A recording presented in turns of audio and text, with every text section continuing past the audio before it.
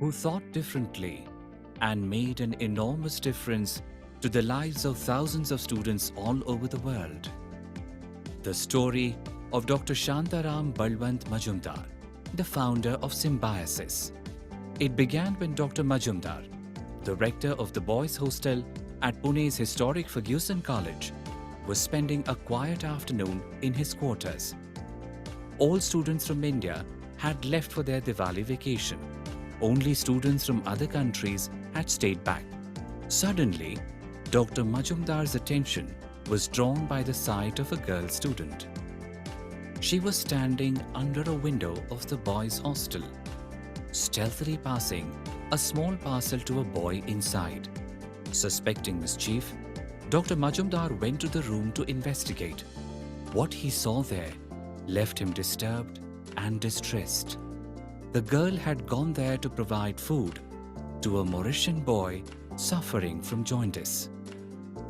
The incident left a deep impact on Dr. Majumdar's mind and a void in his heart. He was so moved by the experience that he resolved to improve the plight of foreign students studying in India. Symbiosis was thus born in 1971 from the seed of a dream sown by its founder, Dr. Majumdar. His dream was to create an educational institute where, in his own words, students from all over the world would live, study, eat and play together in an atmosphere of peace, harmony, mutual respect and acceptance of cultural diversity. An institute from where foreign students would return to their countries as friends and ambassadors of our nation. Dr. Majumdar, himself a professor of botany, chose the name symbiosis, the word biologists use to describe a mutually beneficial relationship between two living organisms. The guiding philosophy behind his endeavor was Vasudhaiva Kutumbakam, or the world is one family. Today, the symbiosis sapling has grown into a large tree. In 2002, Symbiosis was accorded the status of a university. Symbiosis International University's campus on Senapati Bapat Road in Pune, the first campus of Symbiosis, is a landmark in the city. Over time, Symbiosis has come to dwell in many hearts, as it does within the walls of its many institutes. Symbiosis is the laughter of students and the quintessence of education. A world-renowned, multicultural, multilingual and multidisciplinary educational institution, Symbiosis now has state-of-the-art campuses in Pune, Bengaluru, Noida, Nashik, Hyderabad and Nagpur, with plans to have campuses in other nations as well. The university hosts thousands of students from each and every state and union territory of India, as well as international students from a number of countries around the world. The university has multiple institutions in diverse disciplines of study: law, management, computer studies, health sciences, media and communication, humanities and social sciences, engineering, architecture and design. The university is also in the forefront of research in diverse areas such as advanced legal studies and research, waste resource management, stem cell research, nanoscience and nanotechnology, medical image analysis, behavioral studies, applied artificial intelligence, entrepreneurship and innovation. Over the years, Symbiosis has excelled in three avatars of culture, education and health: physical, mental, social and spiritual. Symbiosis truly embodies the transformative vision manifest in the country's national education policy aimed at creating global citizens with Indian values, which has also been the focus of Symbiosis throughout its illustrious journey of 50 years. In keeping with the university's larger social commitment, the Medical College and the 900-bedded state-of-the-art Symbiosis University Hospital and Research Center are dedicated to serving humanity. This is evident in their commendable service to people in the many villages and hamlets around the lovely campus. These institutions have been instrumental in ensuring the well-being of the community, especially during the COVID-19 pandemic. Symbiosis Community Outreach Program and Extension, or SCOPE, is working towards the sustainable, comprehensive, and integrated development of the villages located in the vicinity of Symbiosis International University's main campus. The university continues to attract a multitude of well-known leaders, celebrities, and iconic personalities.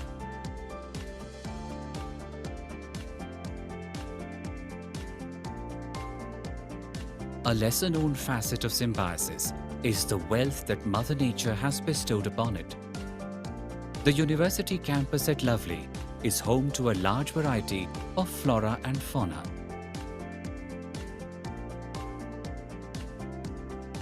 In March 2022, on the proud occasion of the Golden Jubilee of Symbiosis, the Honorable Prime Minister of India, Shri Narendra Modi, inaugurated Symbiosis Arogya Dham.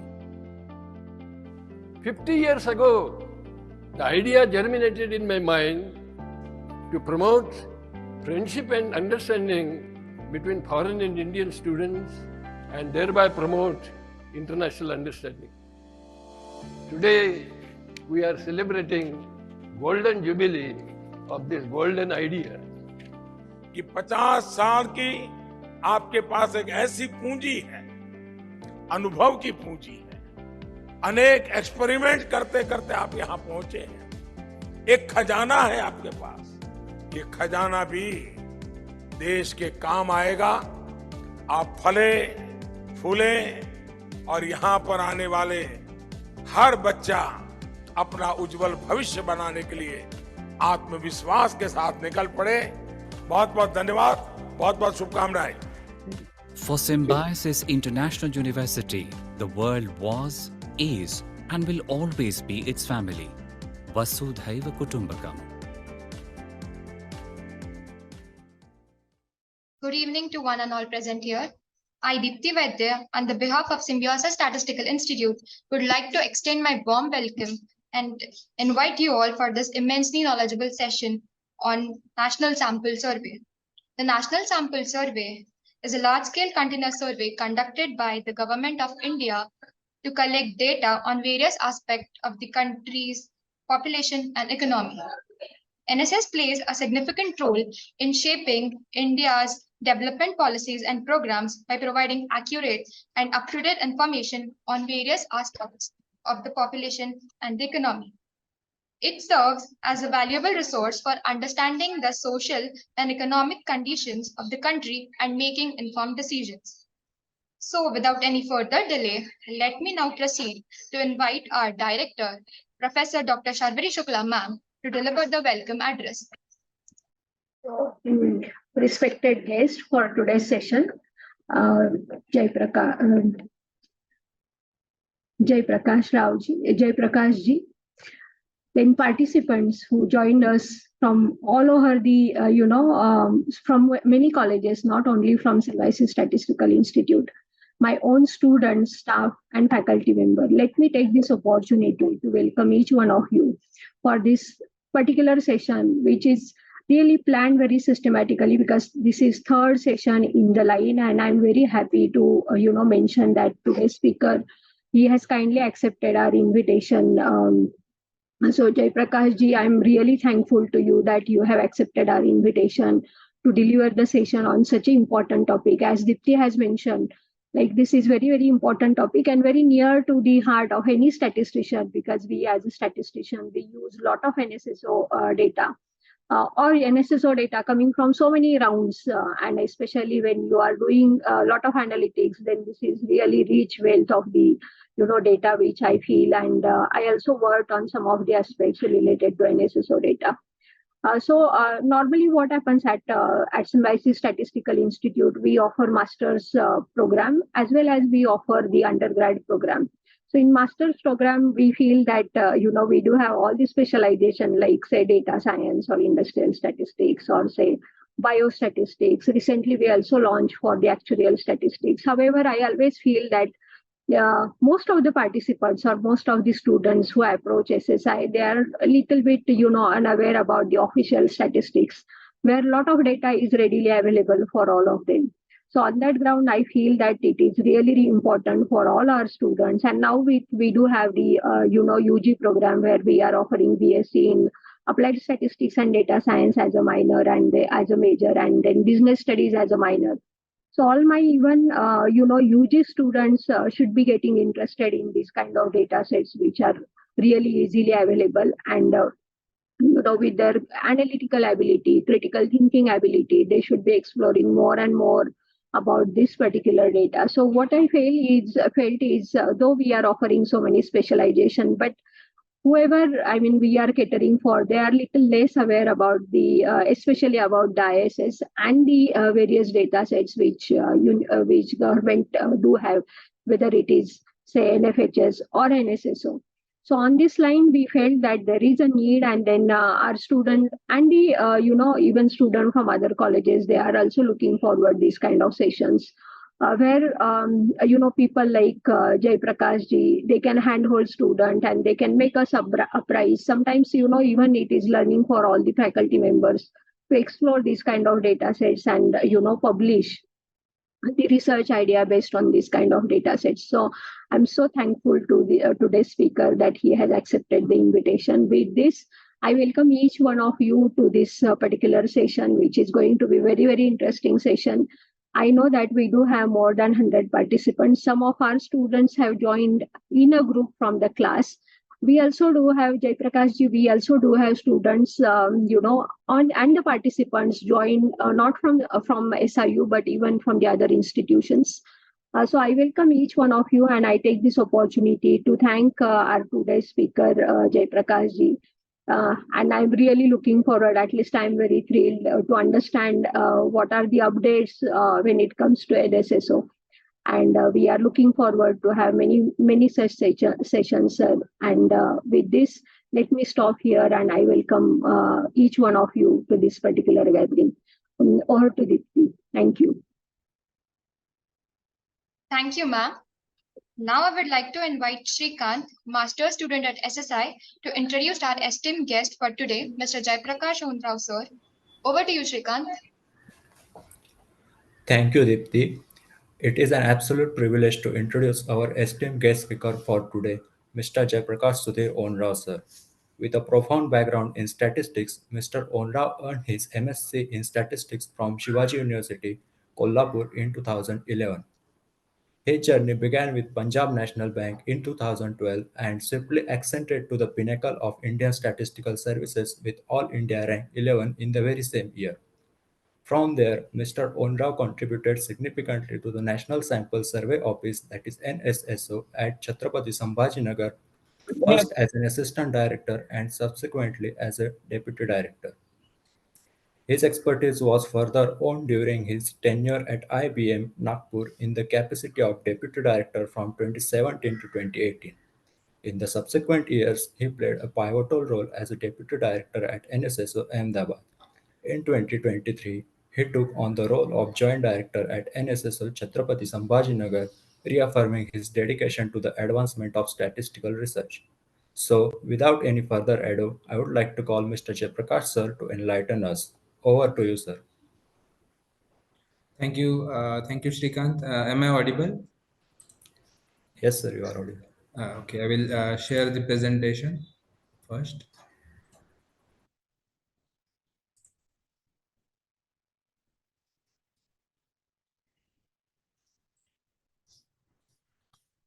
First of all, thank you and good afternoon, Sharwari madam, all other dignitaries, students. Today, the topic of the discussion will be national sample surveys. As rightly pointed out by the madam, National Sample Survey Office Actually, it is being established in 1950, and afterwards, it is continuously doing large scale sample survey on various subjects. So I will talk today on the surveys that is being either presently fieldwork is going on, or for which it has been recently completed, so that students or those who are interested in these survey data from research point of view, they can able to get the data from the ministry's website, and they can do their advanced research from the available data on the ministry site, which most of the people are not aware about, as the data is available. It is and nowadays data, you all know the importance of the data. Data is also termed as the new oil. And such unit level data of almost more than couple of for more than 15,000 households for various subjects. So such data will be highly useful for research purpose, and also for knowing the condition of the various parameters of our nation, of our state, uh, in particular say subject. So let us start with the various surveys.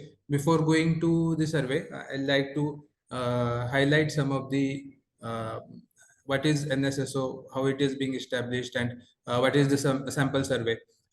This picture in this slide may refer you what is the sample survey, wherein we collect data of only few households, and we estimate various parameters based on these households for whole population.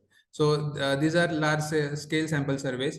NSSO started in 1950, and thereafter it has started doing the large scale sample surveys.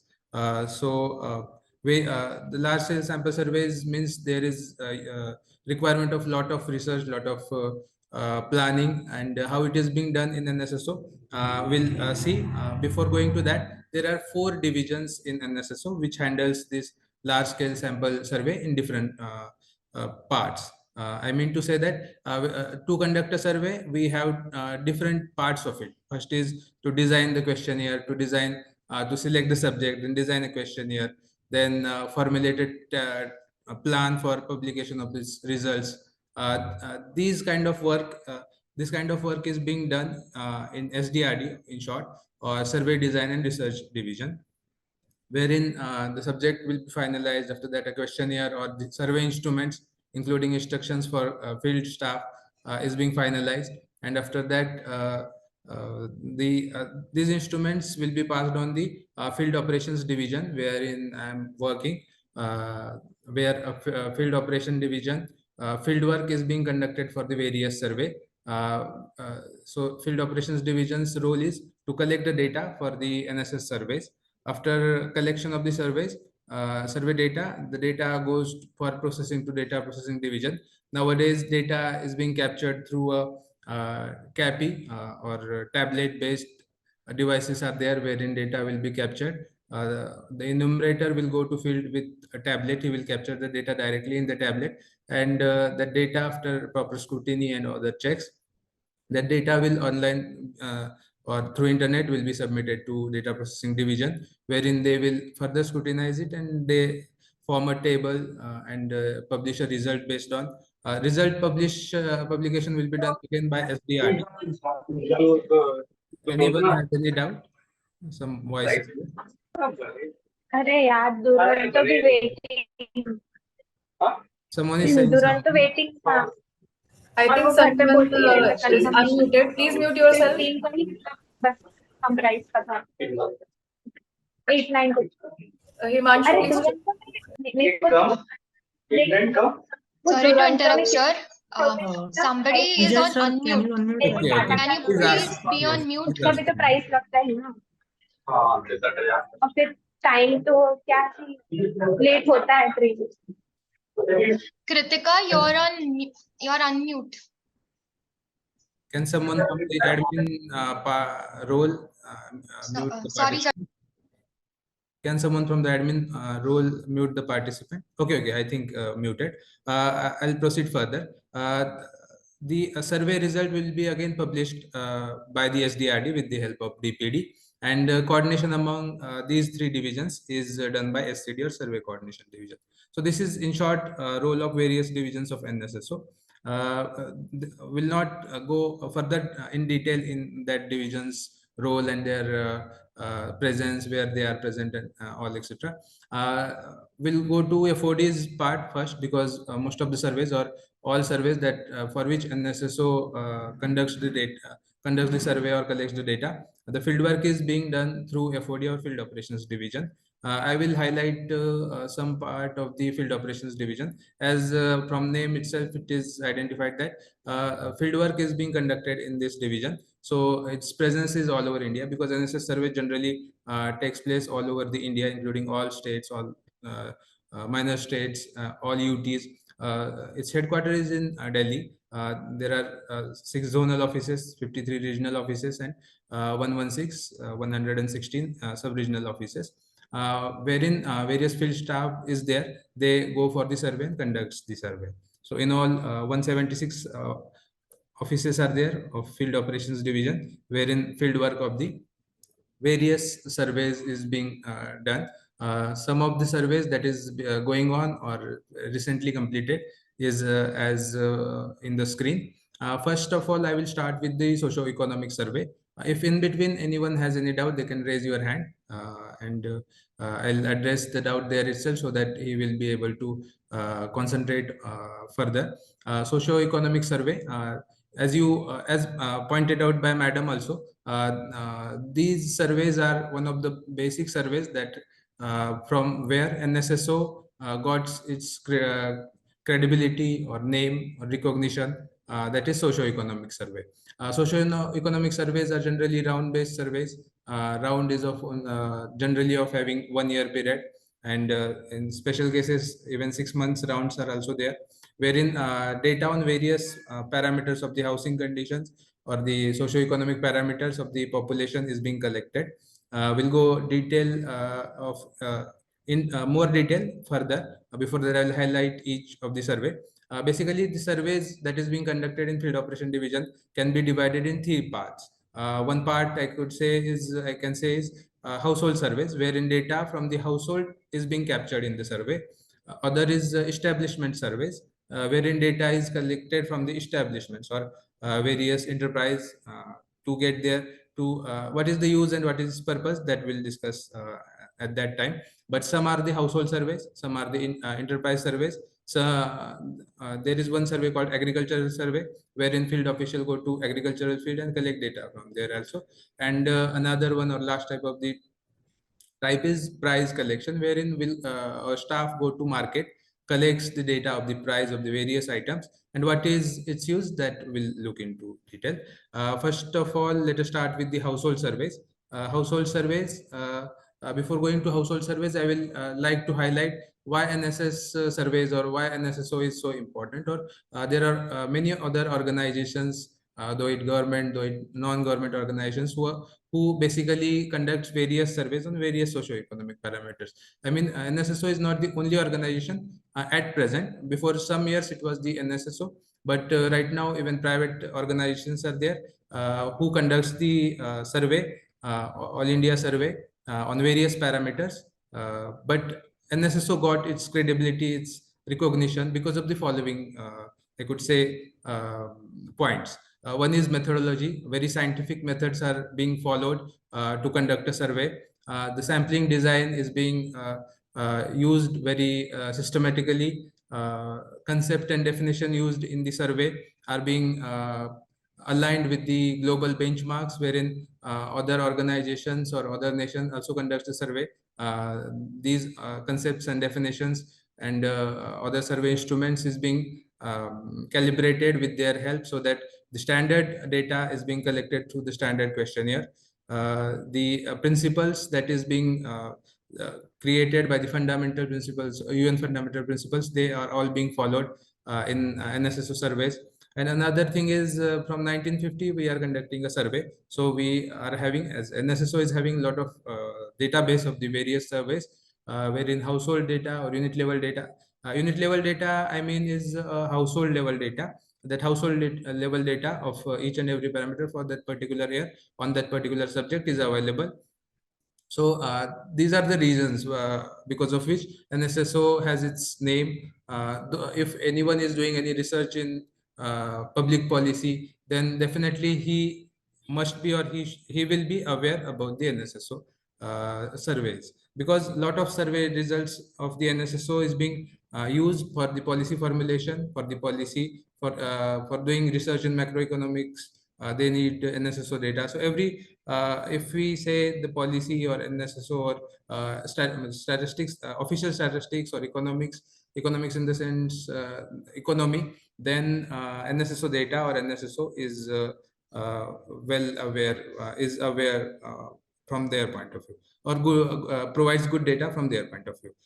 Moving next is our socio-economic survey. It is one of the household surveys that we conduct. The present round completed in June 2023 was the 79th round, wherein data is collected for the Ayush as well as some of the parameters required for the SDG, SDG 2030.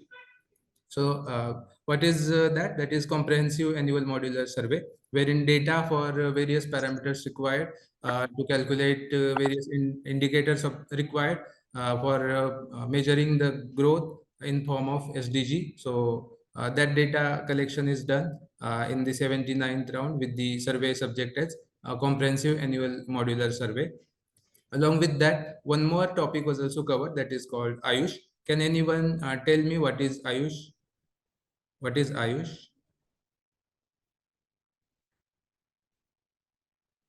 Anyone can raise their hand or get themselves unmuted and speak. What is Ayush? Very basic terminology used nowadays. Okay, before going to Ayush, I'll highlight some of the issues of the camps. In camps, what we do is we conduct the survey wherein various socio-economic indicators, data for various socio-economic indicators is being captured. So some of them are as follows. We collect the information of proportion of household using internet during last 3 months. We also collect the data on availability of the drinking water to the various households, including urban area as well as rural area, remotest area of the country. Also, we calculate or we capture the data on the technology of the mobile network that is being used at present at that area. So these are one of the examples. There's a lot of questions like this are being captured in the CAMS survey. Next, moving to Ayush. Ayush is, before that I have asked a question of Ayush. I think no one has answered it or raised any hand. No ways, no problem. I will explain what is Ayush, or even there is no need of explaining Ayush because it is already well-known term. It is combination of the various indigenous medicines, for example, Ayurveda, yoga, naturopathy, homeopathy, etc. For first time, the survey on Ayush is being conducted in the 79th round of the NSS, wherein data of awareness about Ayush, its various parameters is being collected. Then information on how Ayush or various pathies of Ayush is being used by the people, how many people do yoga. All this kind of information is being collected in the Ayush survey. Now moving to the next part of the survey, second household survey, or second most important household survey, I would say, because why important? Because the data that is being captured in this survey, that is household consumer expenditure survey, is mostly used survey, and this survey is being conducted by NSSO since long, and based on this survey only, various like consumption expenditure of the household is being captured, and that is being used in many of the policy making and even index calculation. Before going to index calculation, I'll slightly introduce here the CPI, that is Consumer Price Index, wherein we calculate the inflation for the consumers, that is general public. And how to calculate that? As you are all statistics students, you know that index numbers are being used for the calculating of the inflation. Various index numbers are being used for index number. What is required? One is price, another one is weight. because every item will not be having an equal weight if we consider our household expenditure. If we look at our population, if we consider a population of the lower strata, their expenditure on the food will be definitely more in proportion compared to the households who is having higher income, because most of their expenditure will be on non-food items. So calculating inflation means we have to assign a weight to each and every item, and then we will be able to arrive at the inflation.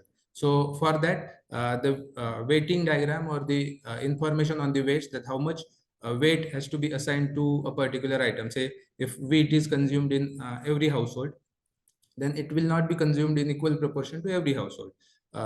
In some of the household, it will not even be consumed. So how to give a weight for that? This survey is being done. It is not only for food. It is the information captured in this survey is for food, non-food items like durable goods, consumable, various services, information on various household services that is being consumed by the household. That information is also being collected in this survey. At present, HCS 2023-24 is going on, and also the information collected in this survey is used for the level of living, for statistical calculation of the statistical indicators like level of living, social consumption, well-being, inequalities. Before few years there was poverty estimation, but poverty estimation is now being not done by the government. But that for that also the data. This type of survey is only was the base to calculate the poverty in the India. So various data will be collected through various questionnaires. And what are these questionnaires? It is this questionnaire. So I will highlight here in HCS. I will highlight more because how to conduct a household survey is also a Herculean task, wherein we cannot survey all of the households, because if we consider number of household, it will be more than I'm not having exactly figure, but might be more than 25 crores household will be there at present in our country. So we cannot survey each and every household for each survey. So what we do is we go for sample survey, large scale sample survey. So for arriving at the number of households, that how much households are to be covered in each survey, there is a division called SDRD who designs the questionnaire, who decides the sample size, and based on the various statistical indicators or statistical tools, and they decide number of questionnaires also, that which data is to be collected. So for household consumer expenditure survey, we collect data of first listing of the household. What we do in household surveys, we divide our there are two parts of our country, we can say, or two sectors. One is urban sector, one is the rural sector. In rural sector, what we do is we have a list of villages in census to the population census 2011. We get that list of the census 2011. We select some of the villages randomly from the available list, and in that selected villages we do the survey. If a certain village is selected, and in that village we cannot, even in that village also we cannot do survey of all households, because there might be a village which is having more than 20-30,000 population, and collecting information is for each and every household is a very time taking process. So we further go to again sampling there. We list all the households, and from the listed household we select some of the households, and some of the households will be surveyed, and for which complete data of following questionnaires below mentioned 4 questionnaires will be collected. For one village, for rural, for one village. For urban, I will tell the detail in another survey called Urban Frame Survey. For rural only, I'll explain it here. For urban, there is a different survey. Based on that selection, you will be able to appreciate how it is being done, or you will be able to understand it. For rural, suppose 10,000 population is there in village, and that village has been selected. Then we list all the households in that. Before that, we do subunit formation, wherein in each subunit there will be a population of approximately 1200 and more. We select one of that subunit, and then we list every household of that. We list every household of that subunit. Say if 200 households are being listed, In that 200 household, we cannot do survey for all these questions. So we select only 18 household for each 18 household from that village. And for that 18 household, information on food, consumable and service and durable items is being conducted. You from the questionnaires name also you will be able to visualize that number of items are very high, and even the length of the questionnaire is also high. So based on that, what happens is generally if we go to for collection of the information, at initial part the response is good, but after some time, say 10 minutes, 15 minutes, 30 minutes, the response respondents attention get reduces, and the information that he provides also get reduces. So because of this observation, what NSS did this time is they have divided the one questionnaire. Earlier all this information was collected in a single questionnaire. Now this information is being collected in different 4 questionnaires, wherein household details will be captured in first, food related expenditure will be collected in FDQ first, second schedule or second questionnaire. In the third questionnaire, consumable, various consumable items like toiletries, etc., and services, various service items, will information on the expenditure of that, like say education, health, the information of that will be collected in CSQ questionnaire. Durable good name itself suggests that it is a information wherein if the purchase is being done during the reference period, that information will be collected. From the the items only will be able to visualize. If you are understanding or if you are with me, then we cannot keep the reference period for each of the item uniformly, because say in food we consume vegetables. Will not be able to remember the vegetables that has been consumed before a month, before a year. But if we consider the reference period of 7 days, that is last 7 days, then we'll be able to recall how much or which vegetables we have consumed during the last 7 days. Similarly, for durable goods, durable goods are the goods where purchase is occasional. Means, every day we will not purchase durable good because of its durable. First is its durability, second is its cost. So what happens is we generally collect information for the durable goods for the last 365 days, or in short, last 1 year. In last 1 year, if there is any purchase of the durable good, say mobile or say furniture or say vehicle, during last 1 year, then the information on that expenditure will be captured from that household. So based on this reference, I have told it in a short. It is actually item wise bifurcation. I'll not go that much deep into one survey because we are having shortage of time also. So information is collected. Based on this, a household level consumption expenditure will be calculated. So this will be used as pointed out earlier in CPI, means inflation calculation. How it is being done, that we'll see in our CPI survey.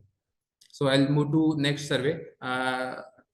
Generally, statistics fraternity is aware of NSSO, but if we tell or if you speak about the general public, generally they are not aware about the NSSO. Some people who are aware, they read the regular newspaper or they consume the news, they might be aware about NSSO or the various surveys conducted by the NSSO.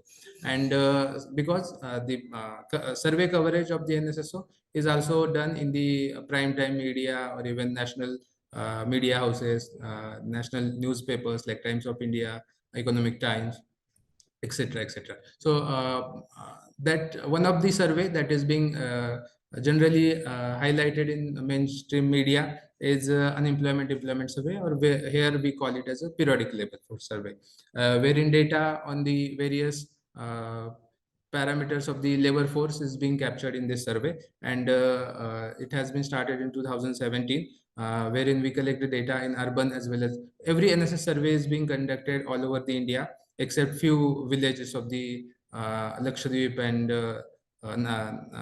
Lakshadweep, where they are not accessible all over the year. Otherwise, survey is being conducted every part of the nation. So we collect data on, in PLFS, we collect data on the various parameters of the labor force. And we calculate the employment and employment rate based on the data collected from the periodic labor force survey. Here we collect data in two forms. For rural, as there is no change in the employment sector in the rural area, because generally if a person works in a agriculture, then maybe in a summer season he will not be having a work agriculture of the agriculture, but next year when the kharif season will come, when it will be raining, he will again be engaged in the agriculture. So there is no major change. Therefore in rural area, the survey the results are being published annually, but in urban area there is a change of the economic status or the employed status of the population frequently. So information is captured in a panel-based survey. What is panel-based survey? In panel-based survey, what we do is we select a household and we revisit that household multiple number of times. In PLFS, Periodic Labor Force Survey, we first select a household based on the methodology that I have explained in HCS. And after selecting that household, we visit that household again 3 times quarterly. Means if a household is selected in a January, then we'll again visit that household in April, then July, then October. Likewise, 3 times we'll visit that household after selecting it the first time, and we capture the employment status information of that household in the revisits, and based on that panel survey is being done, and quarterly estimates are being published for periodic labor force survey. Initially, when there was survey was being done on the paper mode, it generally takes a lot of time to tabulate that data, then publish the results. And in socioeconomic parameters, if the data is available of the in the very less period, then that will be more useful. If we have a data or results of 2 years back, then we cannot make any policy formulation for the present condition, because generally structure changes, everything changes in 2 years nowadays. So the timeliness of the data is also very much essential.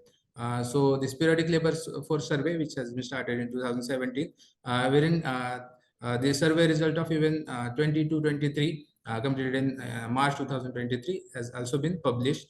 And if we consider the unemployment rate, the results are available on the MUST-BE website. You can, if anyone is interested to view the result or view the data, then they can visit MUST-BE website, mospi.gov.in, wherein even unit level data is available and even survey results are available. If we consider the last year for which data is published, that is 22-23, the unemployment rate for the persons of more than 15 years of age is 5.1. And if we consider or compare it with last few years, then we even visualize that the unemployment rate is getting reduced every year. If we look into the urban sector, the data is available even of more frequently and more recent for more recent period. If we look for the last 5 quarters, the data presently published is for April-June 2023. The present quarter data is not published. The quarter that has been completed in September, it will take generally 2 months to publish the data. So in next 2 months, maybe in November somewhere, the data for the September quarter will also be published. If we see this for last 5 quarters, then here also we can visualize that the unemployment rate is being reduced every time, because initially it was high due to COVID impact, and later on it is getting stabilized. So for a person, means male and female combined level, if we see the April-June 2023 quarter, the unemployment rate was 6.6. This is for current weekly status. So there is a definition of the current weekly status. A person will be called as employed if he will be having at least 1 hour of work during the last 7 days. So that will be if he is not having the work and he is looking for the work, then that person will be called as the unemployment person. So based on this definition, which is a standard definition used everywhere in even most of the countries who follows ILO definitions. So same definition is being used in PLFS. So therefore the PLFS survey is having its name. Now next we'll go to, these are some of the household surveys. Other household surveys are also there. I will not go much detail in much detail of that. Rather, I'll move to next type of the surveys that is being conducted by the NSS. If time is less, then someone can remind me. Uh, one of the surveys of the enterprise nature, or wherein information of the establishment or enterprise is being captured, is ASUS. ASUS is basically a survey wherein information on the unincorporated sector is being captured. What is unincorporated sector? That it is being highlighted in the slide also with the help of the photos. The establishment which are not registered anywhere. Means small grocery shop may be located outside your home, or a small vegetable vendor sitting outside the or side by the street, who sells the vegetables there regularly, and many other such establishments. If we consider the economic structure of, or economy of our country, then the contribution of the unorganized sector is high in terms of employment generation. Uh, if we consider the GVA, or gross value addition, then it might be less, but it engages a lot of people. So therefore, this sector become important for the government, because it generates lot of employment for the public. Therefore, this and the data of this sector is not available because it is not registered anywhere. So how much sale that particular vegetable center is seller is doing, no one has that information except that household or except that person. So how to get information from that? For that, this ASUS survey is being designed, wherein information on various parameters, like what I have told is sale, or its gross value addition, how much people it is they are engaging or providing employment. So a lot of information is collected on the selected establishments. Here also, it is kind of mix of household survey and enterprise survey or establishment survey, wherein the frame is used, which is used for the household surveys. Like we select a village, and in selected village we list all the households and establishments, and we randomly select some of the establishment based on their activity, and then collect the information on selected establishments, which is a detailed information. Generally, it takes up to 1 hour, means more than 30 minutes to collect information from particular establishment. So such lengthy schedule is there, such lengthy questionnaire is there, wherein every detail of that establishment is being captured. If we consider our economy, any economy, then there are three parts of the three sectors of the economy. One is manufacturing, other than agriculture, I'm saying. One is manufacturing, one is trading, and another one is services. So all these sectors is being captured in this survey here only. But the thing is, we capture the information of only unincorporated sector, means the establishments which are being registered somewhere like if a company is registered under Companies Act, which is governed by MCA, Ministry of Corporate Affairs, then that establishment or that enterprise will not be captured in this survey. If some industry is there and it is registered under Factories Act, then that information will also be, information regarding that establishment will also be not captured in the ASUS. Here, the survey purpose is for unincorporated sector establishments. So this data will be used for the gross value addition of this sector in our economy. So this is very much important survey. If we see at present, we are conducting the field work of ASUS 2023-24. Now I'll move to next type of survey. This is also this is actually a pure establishment survey. I could say because here we have a frame of the registered establishments. As I have mentioned earlier, those establishments which are registered somewhere, say Factories Act, that will not be covered under ASUS. Then where it will be covered? It will be covered in the ASI, or Annual Survey of Industries, for those establishments only wherein these units are in manufacturing sector. Means for manufacturing sector, we conduct Annual Survey of Industries, wherein how we select establishment. Here also we do a sample survey. For doing a sample survey, there should be a frame. So how we get the frame of this?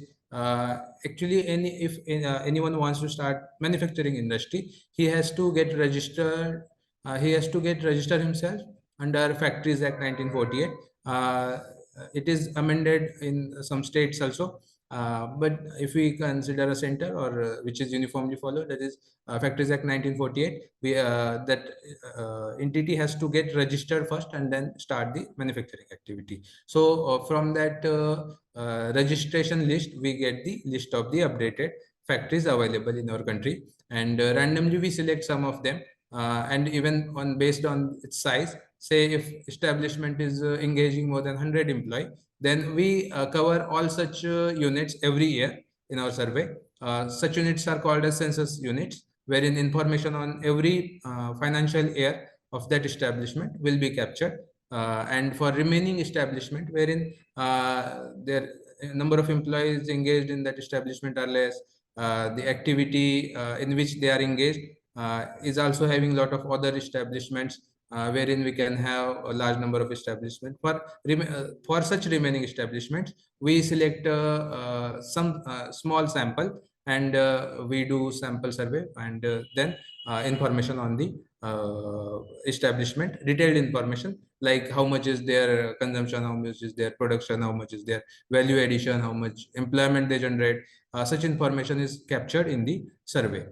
Here also, but the difference here is it is a registered establishment. So here we collect the information based on the record based. That is the balance sheet or the accounts that they maintain. We collect information from from that books of accounts. Another difference is this survey is being done through is collected under COS Act, Collection of Statistics Act. So this is a mandatory survey. If any establishment is getting selected for the survey purpose for providing data in ASI, it is mandatory for them to provide this information. So we give them a notice, we collect information from them, and we even then afterwards, after a tabulation, results are also being published. For the another limitation of this service, this is only for the manufacturing sector establishments. So we have covered establishment sector in respect of the surveys that is being conducted by NSSO. Up to here, anyone has any doubt? Main thing or the frame of this survey is here we collect the data from those establishments only wherein they have registered themselves under section 2M1 and 2M2 of the Factories Act 1948. 2M1, 2M2 is, in short, if an establishment wants to start its manufacturing business, he has to get registered. But if he is going to engage more than 20 employees in that establishment, then he or she has to register himself or herself in 2M1 Act. If the number of employees are less than 20 and not using any power, then it has to get registered under section 2M2. So based on that registration, we select the factories for NSS survey, for ASI survey. And this list is maintained by the Chief Inspector of Factories, which is a state government office, because this act is implemented by the state government. ASI, what is the use of the data? That it provides very good data source for the manufacturing sector establishments. The parameters that is being majorly captured is number of factories, employment, wages, investment, capital form, input, output on the annual basis, because survey is it is being done every year. So up to now, if no doubt, then we'll move to next type of survey. It is an urban frame survey. For rural, I have told in the household survey that from the sample, from the census 2011 population list of villages, we got we get a frame wherein we can randomly select some of the villages and do the survey. But if we see the constitution of the urban sector, town list will also be available from the census, but that a problem in the urban sector is the size of the town is very high. If we consider a town like Mumbai or Delhi or metropolitan towns, which constitutes more than 1 crore of population. So we cannot divide that into small part and then for a particular survey and then do the listing of the particular selected area. So herein, therefore, there is a need of another survey, which is a long-term survey, generally of nature of 5 years, The present phase that is being going on for the survey is 2020 17 to 22, wherein data here what we do is we have the list of the towns, then we divide that town into smaller part called IV units. Generally, IV units is a part wherein a population of 1500 to 2000 population is residing. That area will be called as IV unit, and then that further that IV unit will be divided into small parts, that is called blocks. So in block 120 to 150 households will be residing. Such area will be formed or grouped together. Will have the list of such blocks. Means every town will be divided in a small block, and that block will be used for the selection of the household. So blocks formed in urban frame survey will be used for the selection of the it is used as a frame for selecting the household for the urban sector. So this is the use of the urban frame survey. Why it is required? Because in urban the constitution of the towns is like that, that towns are, one is big, another one is it's updating in a faster way. Means if we consider any city 10 years back, then the situation at that time and situation at this point of time is definitely a different one. So we need to have updated survey every say of 5 years frequency, wherein we update the last UFS and we get the updated frame, which will be used for the frame for the household survey, wherein important parameters like household consumption, expenditure, etc. Being captured for that urban frame survey is very much essential if we consider the urban part of the urban sector of the country. So this is urban UFS survey, urban frame survey.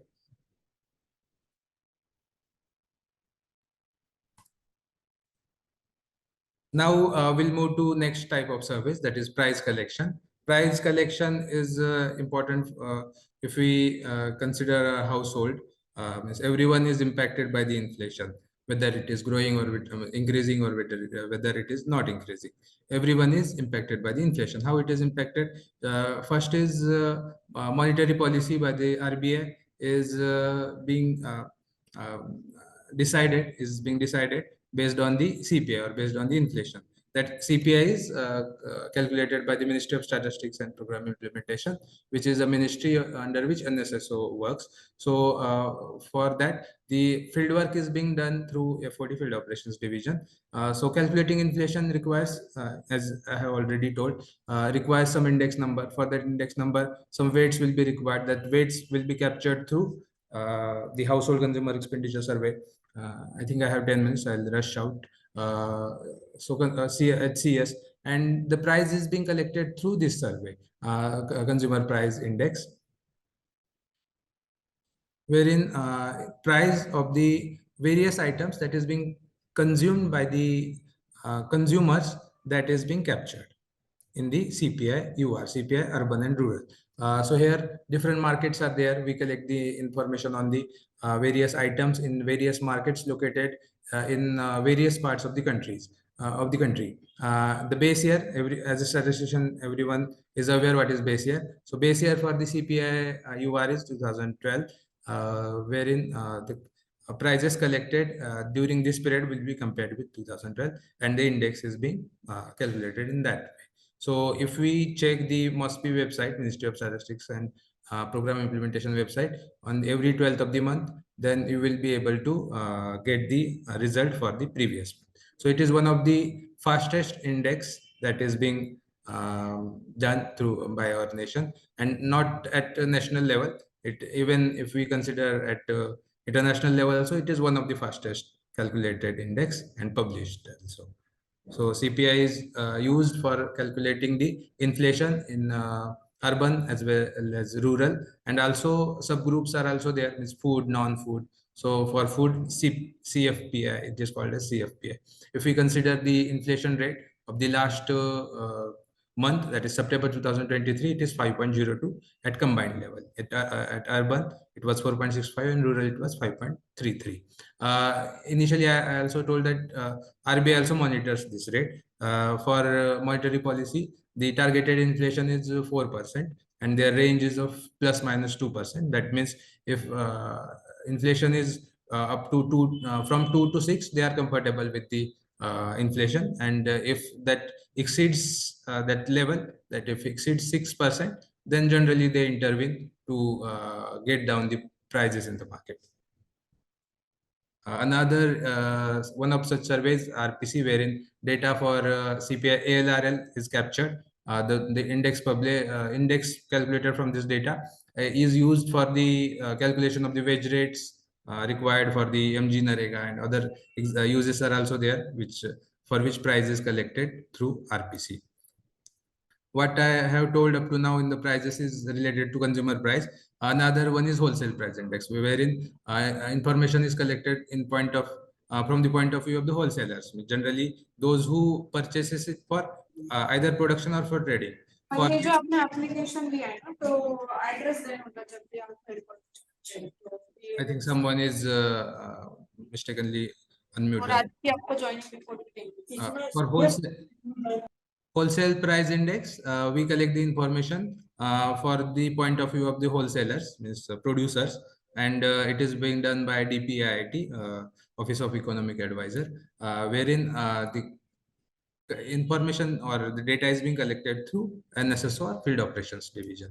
So this is also the index wherein prices at manufacturer level or wholesale level is being monitored for the various policy purposes, including monetary policy. So this index is also generally published with very less gap if we consider the latest published. Actually, September 2023 data is also being published. 14, it is getting published for every month. Next year, last month's data will be published on the next year month's 14th day. So next, I'll again rush through because very less time is available.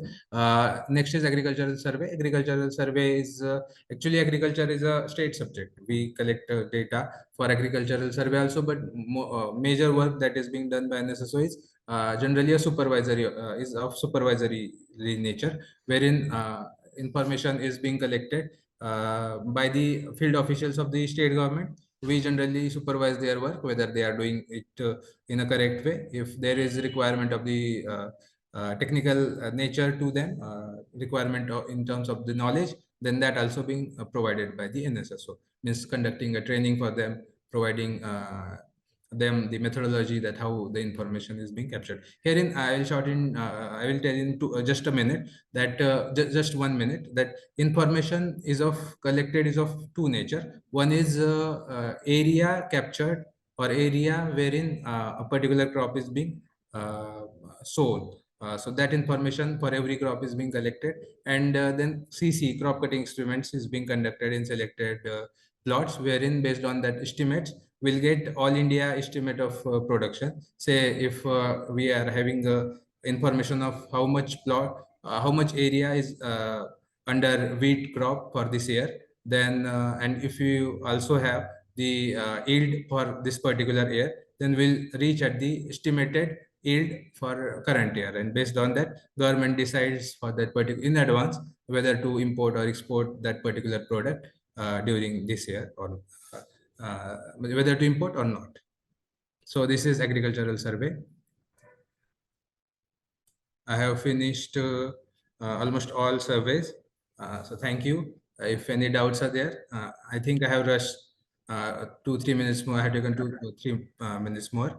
Thank you. Thank you all. If any doubt, I'll take Thank you. doubts. Yes, sir. Thank you. I think we can take a couple of questions. Sir, you may stop sharing the slides. Okay.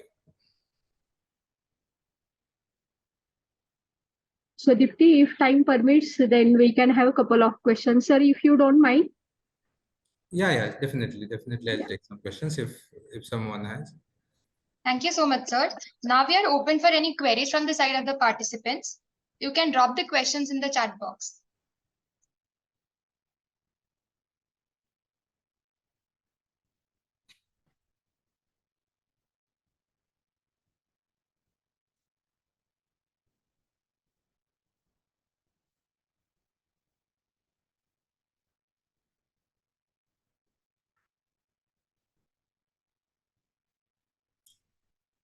I'm not able to access the chat box. If someone can do it. Okay, sir, I'll read out to you. Read out for you. So Yeah. there's a question. Any sampling technique we follow while conducting survey? Sampling technique. I have already told that the data is captured from the household, but we cannot capture the information of every household. We have to follow sampling technique. And now we'll come to which sampling technique. Actually, what happens is we have to cover all states. We have to cover major districts wherein most of the population I think some background noise is there. Please mute yourself, whoever this is. And you may also stop sharing the slides so that we can see, sir. I have already stopped sharing. If No, This no. is, I think, slides further visible. Okay. Yes, sir. The Please. sampling technique is how it is being used. Actually, it differs from survey to survey, which methodology is being used and how it is being done. Like say, if a particular household is to be selected, first they decide how much they call it as FSU. FSU means wherein a particular village or area of the town. They decide the number of such towns for any survey, and for reaching up to that number, they have some methodology. But after arriving at that methodology, they have to first give allocation to each state. So there is some methodology for that. And after that, sample select. If suppose a Maharashtra, in Maharashtra we have say approximately 40 districts. It is less than that, but for approximation, say 40 districts. Then each district has also to be represented in that sample. So again, that sample will be divided using sampling method to a district level, and then allocation at district or sub-district level is being done. So this is the sampling methodology, and it is I cannot tell one because in every survey it is different methodology. Next question. Yeah, now the chat box is visible to me. I'll move to next question. How does NSS ensure data accuracy and reliability? For that, actually, NSS conducts various surveys, and that is being collected from the last 50 years. So we are having a experience of 50 years, and that experience comes for help for assuring the data accuracy or reliability. How it helps, because we collect the data, we know where generally our enumerator get mistakes, or where he generally does mistakes. So based on that, we inspect most of the enumerators during the field work itself. Means if enumerator is collecting the data, we send our supervisor to monitor his progress, whether he's capturing the data accurately, whether he's reaching there with timely, whether he's collecting the information with proper talk with the informant, proper repo with the informant. And then also we do scrutinize the data collected in the field, wherein we get the idea that whether enumerator is sufficiently equipped with the techniques or the survey subject, whether he is having conceptual knowledge of that. If he is lacking somewhere, we'll educate them in the through various platforms available with the field operations division, like monthly meetings there, wherein we discuss the survey. We enlighten our enumerators so that they will get more knowledge, updated knowledge, if some instructions are updated. So there are a lot of mechanisms wherein which are used to ensure the data that is being collected in whether it is of good quality or not. Next question is, how does NSS adopt changing demographic and economic trends in the India? Actually, I have told about the frame. The frame is as frame is updated in urban sector. We are having our own independent survey called Urban Frame Survey, wherein we are having upgraded demographic details from the Urban Frame Survey. In rural sector, there is generally no change in the number of villages, because villages are going to be fixed. Sometimes some urban towns are being converted into villages. That updated list we get, or some urban or some villages turns into urban or turns into town. So that list we get from the state government. We update our frame accordingly. Next question is, please show the last slide once again, which are missed. Okay, we'll show it at last. We'll show it at last. 79th round field work is completed in June 2023. Its further processing is going on, like tabulation, and the data is being scrutinized, checked, and then after completion of the tabulation, the survey results will be finalized. So last slide, if I will share it. Otherwise, if someone from the admin section is having, they can also share.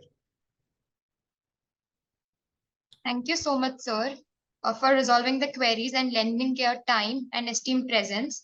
This session has truly been informative for all the students. Now, I would like to call Dr. Madhulika Mishra, ma'am, Assistant Professor at SSI, to propose the vote of thanks.